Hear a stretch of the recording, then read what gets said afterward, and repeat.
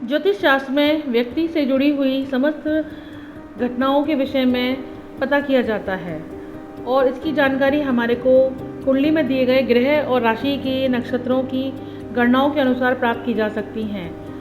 इसी प्रकार से मनुष्य के जीवन में एक घटना होती है, उसकी आयु से निर्धारित करी जाती है कि उसकी आयु कितनी है। आयु की गणना कई प्रकार से की जाती है, उसको कई भागों में बांटा जाता है। उसमें से एक होता है दीर्घायु, जिसकी चर्चा आज हम करेंगे, जिसका होगा है कि कुंडली में दीर्घायु के योग।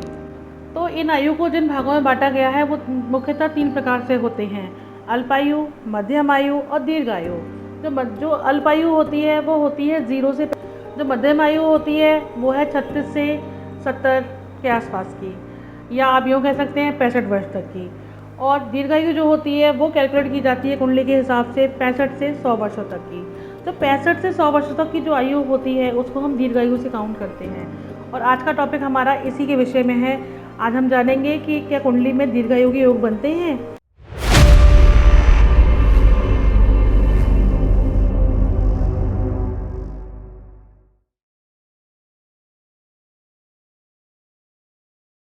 राधे राधे। मैं निशु जायसवाल, एक कुंडली विशेषज्ञ, न्यूमरोलॉजिस्ट और वास्तु कंसल्टेंट। स्वागत है आपका एस्ट्रो निशु में। आप मेरे चैनल को लाइक कीजिए, शेयर कीजिए, सब्सक्राइब कीजिए। साथ ही साथ मेरे आईडीज़ को, जो कि इंस्टाग्राम पर है और फेसबुक पर है, उसको लाइक और फॉलो कीजिए। तो जल्दी से शुरू करते हैं आज का टॉपिक, कुंडली में दीर्घायु के योग। जैसा कि आप स्क्रीन पर देख पा रहे हैं कि इस कुंडली में दीर्घायु योग बन रहा है।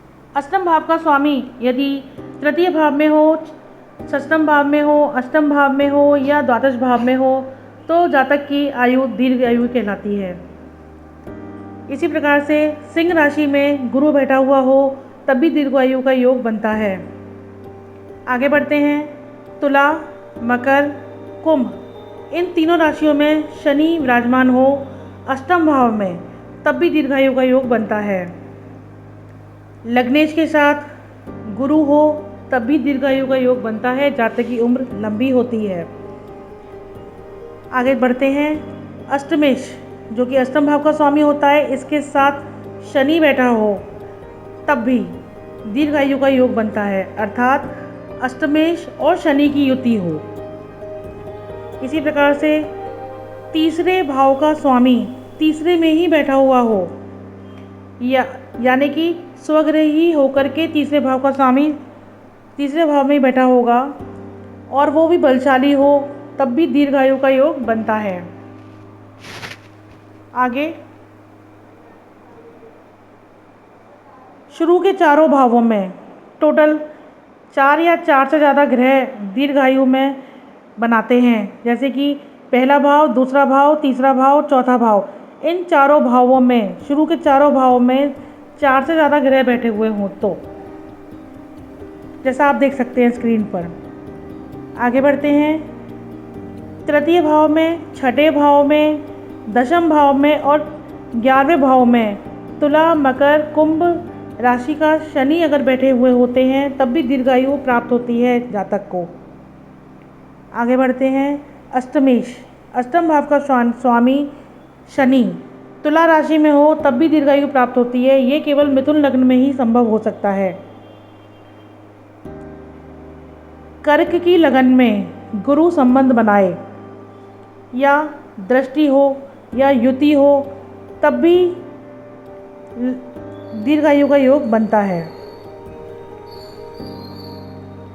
ऐसे ही सिंह लगन में गुरु संबंध बनाए या दृष्टि हो या युति हो तब भी दीर्घायु का योग बनता है।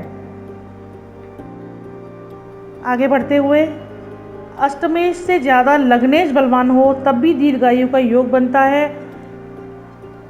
इसके आगे बढ़ते हैं। भावहत भावम, तीसरे भाव का स्वामी दशम भाव में ही बैठा हुआ हो तब भी दीर्घायु का योग बनता है। तो ये थे दीर्घायु के कुछ योग जो कि कुंडली में बनते हैं। अगर आपने अपनी कुंडली का विश्लेषण करवाना है तो आप हमें दिए गए नंबर्स पर कांटेक्ट कीजिए, अपना अपॉइंटमेंट बुक कराइए, या फिर हमारी वेबसाइट के माध्यम से आप अपना अपॉइंटमेंट बुक करा सकते हैं। आपको आज का वीडियो कैसा लगा आप हमें ज़रूर बताइएगा और हमारे को लाइक कीजिएगा, शेयर कीजिएगा, मेरे चैनल को सब्सक्राइब कीजिएगा। राधे राधे, धन्यवाद।